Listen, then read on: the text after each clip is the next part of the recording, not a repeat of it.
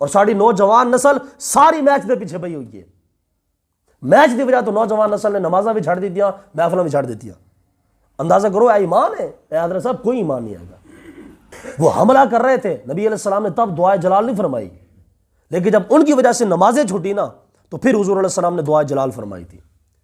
نبی علیہ السلام نے عرض کی کہ مال اللہ فی قبورہم و بیوتہم فی النار او کما قال علیہ السلام. نبی علیہ السلام نے دعا کی کہ یا اللہ ان کافروں کے گھروں کو, ان کی قبروں کو آگ کے ساتھ بھر دے کہ جن کی وجہ سے ہماری نمازیں چھوٹ گئی ہیں. لقد کان لکم فی رسول اللہ اسوۃ حسنہ. اکثر علماء کرام جہاں بھی تقریر کرتے ہیں نا, میں نے دیکھا ہے وہ یہ آیا کریمہ پڑھتے ہیں, لیکن وہ اس آیا کریمہ کے ساتھ انصاف نہیں کرتے ہیں. آپ کو معلوم ہے کہ غزوہ خندق کے موقع پہ کیسی صورتحال تھی. صحابہ کرام نے بھوک کی وجہ سے پیٹ پر پتھر باندھے تھے اور نبی علیہ السلام نے 2 پتھر باندھے تھے بھوک کی وجہ سے. تو اللہ تعالیٰ نے اس حال میں بیان فرمایا کہ اے مسلمانوں, جس طرح میرے نبی نے زندگی گزاری ہے تم بھی ویسے زندگی گزارو. اب اس ٹائم نبی علیہ السلام کی حالت کیا تھی؟ حضور علیہ السلام نے بھوک کی وجہ سے 2 پتھر باندھے ہوئے تھے. تو گویا کہ اللہ تعالیٰ نے ارشاد فرمایا کہ لوگوں, اگر تم چاہتے ہو کہ تم میرے حبیب جیسی زندگی گزارو تو فرمایا کہ پھر ایسے زندگی گزارو جیسے میرے نبی نے زندگی گزاری ہے. اور وہ حالت نبی علیہ السلام کی بڑی مشکل بیان نہیں ہو سکتی. ظاہر جب کیا اس سے آگے بندہ کیسی تکلیف برداشت کر سکتا ہے. البرحال یہ کہ جب غزوہ خندق ہو گیا, میں نے آپ کو چند ایک واقعات بھی سنائے تھے, 1-2 معجزات بھی تھے اور سارے معاملہ. مولا علی کا کارنامہ بھی سنایا تھا کہ آپ نے عمر بن عبد ود کو جیسے کاٹ کے رکھ دیا تھا, وہ جو 1000 کے مقابلے میں تھا. اب جب ہوا ایسے تھا کہ جو بنو قریظہ والے تھے نا مدینے میں, ان کا معاہدہ تھا نبی پاک علیہ السلام کے ساتھ کہ جناب ہم آپ کے ساتھ ہیں, دشمن آپ کے مقابلے میں جیسا بھی آ جائے اسی توڑے نال ہاں. وہ جب دشمن آ گیا باہر سے تو ان خبیثوں نے, بنو قریظہ والوں نے پھر دشمن کے ساتھ یاری بنا لی کہ نہیں جناب اسی تو توڑے نال, اسی مسلمانوں دے نال کوئی نہیں. پھر بنو قریظہ والوں نے غداری کر دی کہ مدینے کے اندر جو ہے نا وہ حملہ کرنے کی انہوں نے کوشش کی. تو نبی پاک علیہ السلام, ایک عورت کا گھر تھا, بہت بڑا گھر تھا, اس کے اندر رسول پاک علیہ السلام نے عورتوں کو چھپا دیا تھا, بچوں کو چھپا دیا تھا. تو باقی اس طرح نہ باقی جو صحابہ کرام تھے وہ تو بارڈر پہ تھے باہر غزوہ خندق کے موقع پہ. اب یہودیوں نے سازش یہ کی بنو قریظہ والوں نے کہ یار چیک طے کریے دے بندے آئے نا کہ نہیں. تو انہوں نے نا ایک اپنا جاسوس بھیجا دیکھنے دکھانے کے لیے. حضرت حسان بھی تھے عورتوں کے پاس بیٹھے تھے سیفٹی کے لیے, اور حضرت صفیہ بھی تھی. تو نہیں بلکہ اور تھی وہ, ان کا پتہ نہیں نام میرے ذہن سے ادھر گیا. وہ جو صحابیہ تھی نا, انہوں نے حضرت حسان سے کہا کہ اے بندہ یہودیاں دا آ گئے تو تسی ذرا انہوں جا کے نا انہاں کام تمام کرو. حضرت حسان بن ثابت نے تھوڑا سا پیچھے ہٹے, آپ نے فرمایا کہ نہیں میرا یہ کام نہیں, میرا سیکورٹی کام ہے میرا, یا جو بھی معاملات ہوئے. پھر وہ صحابیہ گئی, انہوں نے جا کے اس یہودی کو ایسے کاٹ دیا, عورت نے مرد کو کاٹ دیا, یہودی مرد کو کاٹ دیا. اب جب یہ خبر پھیلی نا بنو قریظہ والوں میں تو وہ یار ساڑھے دا بندہ وڑیا گیا. تو انہوں نے پھر حملہ کرنے کی جرت نہیں کی ہے. وہ پھر خبیث بیٹھے رہے ہیں, البتہ دشمن کی تو امداد کرتے رہے ہیں, کرتے نا وہ باہر سے اونٹ بھی بیچتے رہے ہیں اور بکرے بھی بیچتے رہے بھی تسی پکا کے کھاؤ معاذ اللہ, تو مسلمانوں تے حملہ کرو. اب دشمن تو چلا گیا, اللہ تعالیٰ نے اس کو شکست دی. 1 مہینے کے بعد اللہ تعالیٰ نے بڑی تیز ہوا بھیجی. وہ جو کافر آئے تھے خندق کے موقع پہ, ان کے خیمے جو تھے نا کپڑے والے, وہ اڑ کے ہوا میں اڑ رہے تھے. ان کی دیچکیں جو جس میں سالن بن رہا تھا وہ بھی ہوا کے اندر اڑ رہی تھی, اور سخت سردی تھی. آپ اندازہ کریں وہ کیسا ماحول ہوگا. تو ابو سفیان نے کہا کہ یار ہن میری تو برداشت مک گئی ہے, میں تو واپس جا رہا. کافر ٹر گیا. اب یہ بنو قریظہ والے تھے جنہوں نے نبی علیہ السلام کے ساتھ غداری کی تھی. اب رسول پاک علیہ السلام ظہر کی اذان نماز کا ٹائم تھا, نبی پاک علیہ السلام آئے خندق سے فری ہو کے, اور رسول پاک علیہ السلام غسل فرما رہے تھے, نہا رہے تھے. ابھی نبی پاک علیہ السلام نے آدھے جسم پر پانی ڈالا تھا, حضرت جبریل امین آ گئے, آ کے عرض کی کہ یا رسول اللہ یہ جو قریظہ والوں نے آپ کے ساتھ غداری کی ہے, کیا ان کا کام نہیں تمام کرنا؟ آپ جلدی کریں آئے اور میں ان کی طرف ہی جا رہا ہوں. آپ اندازہ کریں کہ میں قسم خدا کی میں حیران ہوں. صحابہ کرام خندق کھودتے رہے, پھر سردی کا عالم, پھر پہرے دیتے رہے, مہینہ گزر گیا. اب پھر حکم ہوا کہ چلو بھی بنو قریظہ کا محاصرہ کر رہے ہیں. اب بندے کی کتنے کو برداشت ہوتی ہے, کتنے کو ہمت ہوتی ہے, ظاہر بندہ تھک جاتا ہے. اب نبی پاک علیہ السلام نے مسلسل اسی خندق کے موقع پر نبی علیہ السلام کی نمازیں بھی چھوٹی تھیں. عصر کی نماز حضرت عمر بن خطاب نے جلدی جلدی پڑھ لی اور بھاگ کے آگے, یا رسول اللہ شکر ہے میرے عصر کی نماز چھوٹنے والی تھی, میں نے جلدی جلدی پڑھ لی. نبی علیہ السلام نے فرمایا کہ عمر میری تو چھوٹ گئی ہے. اور رسول پاک علیہ السلام نے ایک دعائے ضرر فرمائی تھی، دعائے جلال. نبی علیہ السلام نے عرض کی کہ مل اللہ فی قبورہم و بیوتہم فی النار او کما قال علیہ السلام. نبی علیہ السلام نے دعا کی کہ یا اللہ ان کافروں کے گھروں کو، ان کی قبروں کو آگ کے ساتھ بھر دے کہ جن کی وجہ سے ہماری نمازیں چھوٹ گئی ہیں. وہ حملہ کر رہے تھے، نبی علیہ السلام نے تب دعائے جلال نہیں فرمائی، لیکن جب ان کی وجہ سے نمازیں چھوٹی نا تو پھر حضور علیہ السلام نے دعائے جلال فرمائی تھی. آپ اندازہ کریں کہ نماز چھوڑنا یہ کتنا بڑا کبیرہ گناہ ہے. ہمارے مسلمان پرواہ نہیں جناب، ٹس سے مس. حیران کی بات ہے کہ نماز چھوڑ کے بیٹھے ہیں، چہرے پر ملال ہی نہیں ہے. وہ ایسے سمجھتے ہیں کہ جو ساڑھے تے فرض ہی کوئی نہیں سی.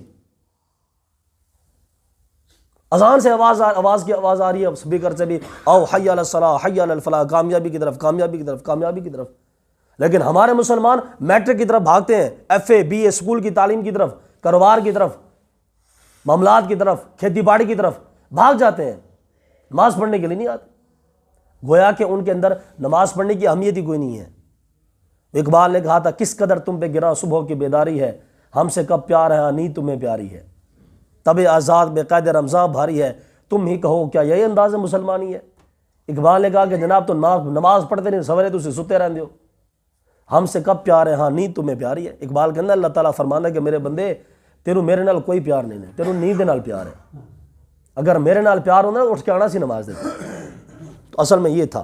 اس کے بعد بنو قریظہ والے نبی علیہ السلام نے پھر حکم ارشاد فرمایا سارے صحابہ بھی چلو بنو قریظہ کا محاصرہ کرنا ہے، اور کوئی بندہ نماز نہ پڑھے، سارے جا کے بنو قریظہ پڑھائیں گے. اب جب رسول پاک علیہ السلام گئے بنو قریظہ والوں کے پاس، ان کا جا کے محاصرہ کیا تو وہ چھپ کے نہ ڈر کے بھاگ گئے، اپنے بڑے قلعے میں جا کے نا چھپ گئے، دروازہ بند کر دیا. اب بیٹھے اندر سے کھانا پینا کر رہے ہیں اور صحابہ کرام نے باہر پہرا دیا ہوا ہے. تو پھر حضرت زبیر حضرت مولا کائنات گئے ان کو ڈرانے کے لیے. 2-4 مرتبہ گئے لیکن وہ نہیں مانے. آپ نے یہ دیکھا نا شاہی قلعہ جو بادشاہی مسجد کی طرف، وہ کیسا ہے، لمبی لمبی دیواریں، بڑے بڑے دروازے، اس طرح کے قلعے تھے ان کے، وہ بند کر کے بیٹھ جاتے آرام سے. اب باہر سے اب صحابہ کرام کتنے حملے کرتے. تو یہ ہے کہ صحابہ کرام ان کو وارننگ دیتے رہے، وہ نہیں مانے. حضرت زبیر اور حضرت علی گئے اور جا کے نا وہ کعب بن اسد جو یہودی تھا خبیث، اس کے پاس رسول حضرت علی گئے اور جا کے فرمایا کہ دیکھو بھائی یہ آج تمہیں آخری وارننگ ہے، نہیں تو کل اسی دروازہ توڑ کے بیٹھ رہے ہیں. پھر اندازہ کر لو تو سی. مولا علی واپس آ گئے. ابھی جو یہودی تھا نا بنو قریظہ والا سردار، اس نے سارے یہودیوں کو اکٹھا کیا جڑے لوگ کے بیٹھے سی. اس نے کہا کہ تمہارے پاس 3 آپشن ہے ابھی، یا تو کلمہ پڑھ کے مسلمان ہو جاؤ. یہودی اپنی قوم کو سمجھا رہا تھا. اس نے کہا کہ یا تو کلمہ پڑھ کے مسلمان ہو جاؤ اور اے جناب محمد النبی من لو، اور اے ساڑی کتاب وچ لکھی ہے تو اسی سارے جان دیو. اندازہ کرو کیسے بغیرت لوگ تھے. یعنی ان کو پتہ ہے کہ یہ نبی ہیں پھر بھی نہیں مان رہے، اور اوکھے ٹائم کے اوپر جان بچانے کے لیے کہہ رہے جی مان لو جی، وہ تو ساڑی کتاب وچ لکھا ہے من لو. اس نے کہا جی دوسری بات یہ ہے کہ یا تو اپنے بچوں کو پکڑو اپنے ہاتھوں سے اور قتل کر کے رکھ دو. انہوں نے کہا جی یہ کیسی آپ باتیں کر رہے ہیں، اسی کوئی نہیں بنانا. تو پھر جو ہے نا یہودیوں نے ارادہ کیا بھی، مسلمانوں سے کہا کہ جناب وہ ساڑھے مسلمانوں وجہ ایک یار نے ابو لبابہ، انہوں نے ساڑھے کول بھیجو، اسی مذاکرات کرنا چاہتے ہیں. نبی علیہ السلام فرمایا ٹھیک ہے. حضرت ابو لبابہ نے بھیج دیتا. تو یہودیوں نے پوچھا ابو لبابہ سے کہ جناب تسی اگرچہ مسلمان ہو لیکن تواڈی ساڑی یاری کافی ہے، تسی اے دسو کہ محمد ساڈے نال کی کرن گے صلی اللہ علیہ وسلم. حضرت ابو لبابہ نے اشارہ کیتا جی کہ تواڈی خیر کوئی نہیں نا. تو حضرت ابو لبابہ کے دل میں نے یہ سوچ ہے کہ یار حضور نے تو کچھ فیصلہ کیا نہیں ہے اور میں نے یہاں پہ ان کو اشارہ کر دیا، پتہ نہیں حضور نے کی فیصلہ فرمانا ہے. ابو لبابہ اٹھے اور جا کے مسجد ستون نال جا کے نا اپنے آپ کو باندھ دیتا کہ میں حضور کی اجازت تو بغیر میں کیویں فیصلہ کر لیں. اب صحابہ کے ایمان چیک کر رہے ہیں آپ، کیسی بات. تو نبی علیہ السلام انتظار بیٹھے ہوئے، ابو لبابہ کتنے ہوئے، کسی نے آ کے بتایا یا رسول اللہ، تو انہیں جا کے بن لیا اپنے آپ کو. اور وہ کہہ رہے ہیں بھی جنہیں چڑھتا کہ حضور نے مینوں کھولن گے تو میں کھلنا کوئی نہیں. نبی علیہ السلام نے فرمایا کہ اچھا پھر ٹھیک ہے، یہ معاملہ اللہ ہی حل فرمائے گا. تو یہودی نے کہا جی ایک اور ساڑا مہربانی کرو، ایک سعد بن معاذ نے، وہ ساڑے وہ بھی یار نے، انہوں نے بھیجو تے جڑا کو فیصلہ وہ کرن گے اسی من لواں گے. نبی علیہ السلام نے فرمایا کہ ٹھیک ہے، جڑا فیصلہ سعد بن معاذ کرے گا تو منیا جائے گا. اچھا یہودی بیٹھے نے، مسلمان بھی بیٹھے نے، نبی علیہ السلام بیٹھے نے. تو حضرت سعد بن معاذ گزرن لگے نا نبی علیہ السلام کے سامنے تو رسول پاک علیہ السلام نے ایک بات ارشاد فرمائی، فرمایا کہ آج کوئی بندہ اللہ کے معاملہ میں ملامت کا شکار نہیں ہوگا. یہ بات حضرت سعد کے کان میں پہنچی. مطلب ایسے نبی علیہ السلام نے فرمایا کہ تھوڑا سخت فیصلہ کرنا ہے، اشارہ دیتا حضور علیہ السلام نے. حضرت سعد بن معاذ نے جا کے فیصلہ کیتا، پھر فیصلہ جا کے کیتا کہ جناب جڑے تھوڑے نوجوان نے سارے قید ہو جان گے، تھوڑے بچے تھوڑیاں بڑھیاں یہ ساڑیاں لونیاں بن جان گیاں، تے اس طرح معاملہ ہونا ہے، اور کوئی چکر نہیں ہے، بس تھوڑے کم فنش تسی غداری کیتی ہے۔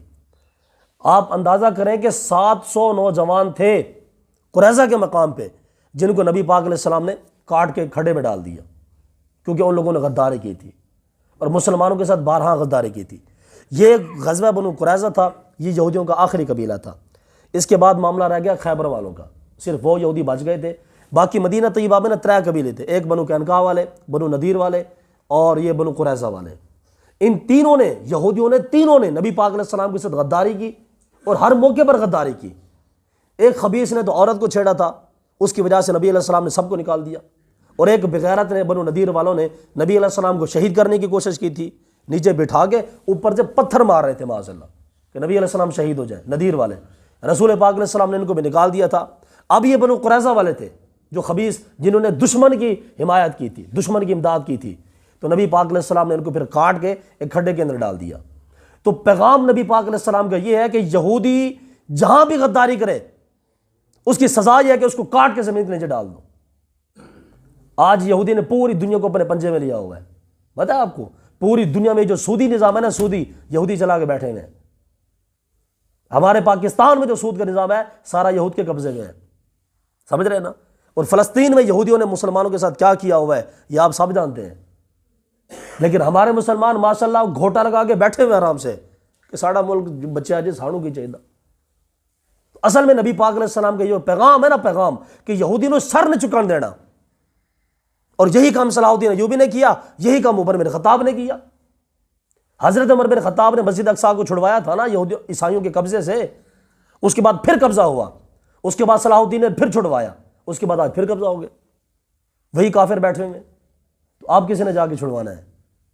آپ اندازہ کریں کہ حضرت عمر بن خطاب کے ساتھ، آپ کی روح کے ساتھ کیسا معاملہ ہوتا ہوگا، آپ کو کتنا دکھ لگتا ہوگا مزار شریف میں کہ یار اسی ایڈا مشکل چھڑایا سی، آج پھر کافر قابض ہو گئے۔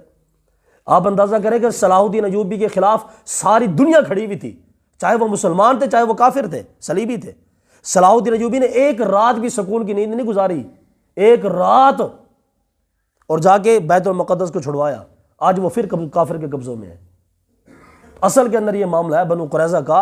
نبی علیہ السلام نے پیغام دیا کہ یہودی اگر وہ سر اٹھائے اس کو کاٹ کے رکھ دو، لیکن آج یہودی نے پوری دنیا کو اپنے شکنجے میں لیا ہوا ہے سود کی صورت میں۔ تو آپ دعا کریں کہ اللہ تعالیٰ مسلمانوں کو غیرت ایمانی عطا فرمائے، جذبہ جہاد نصیب فرمائے۔ اور مسلمانوں کی زندگی کے اللہ تعالیٰ نے 2 مقصد بیان کیے، وَيَقْتُلُونَ وَيُقْتَلُونَ وَعْدًا۔ اللہ تعالیٰ فرماتا ہے مسلمان دے 2 مقصد رہے، یا تے شہید ہو جاوے یا پھر ہے کہ کافر نو کاٹ کے رکھ دے۔ اے مسلمان دی زندگی ہے، سمجھ رہے ہو نا؟ اے صرف گھر بنانا تے بچیاں دی شادیاں کرنا تے جناب کوٹھیاں بنانا، اے مسلمان دی زندگی دا مقصد کوئی نہ ہے۔ اس واسطے میں کہنا کہ خدا دے بندے ہو، نبی پاک علیہ السلام دی سیرت پڑھو کہ حضور نے زندگی کیویں گزاری ہے، صحابہ کرام نے زندگی کیویں گزاری ہے۔ اج ساری زندگی دا مقصد ہی دیکھو۔ اور آخری گل میں عرض کر رہے ہیں جناب اعلیٰ، ایک ہوندا ایمان، ایک ہوندا عقیدہ۔ ساڑے کول عقیدہ ہے، ایمان کوئی نہیں ہے۔ عقیدہ کی ہے، اسی مسلمانوں دے گھر پیدا ہوئے ہیں، ساڑے پیو بھی 11ویں کردے سی کر لئی جی، ساڑے پیو دادے بھی کلمہ پڑھتے سی پڑھ لیا جی، آج آ کے نماز کا ٹائم ملا پڑھ لی۔ وہ اے عقیدہ ہے، ایمان کوئی ہور شے ہے۔ ایمان اے ہے کہ اگر تانوں پتہ ہے کہ اسی مر کے جانا قبر دے اندر، پھر بندہ گناہ کیوں کر رہا ہے؟ تانوں پتہ ہے کہ ایک قرآن اللہ کا کلام ہے، پھر بندہ عربی بھی نہیں سکھ سکتا کہ یار میں پڑھ لوں گا، اللہ کہنا کی چاہتا ہے۔ اگر ایمان ہے تواڈے کول کہ نبی علیہ السلام واقعی سچے نبی نے، آؤندی ہے سیرت کہ 2-4 واقعے تو پڑھ کے سناؤ۔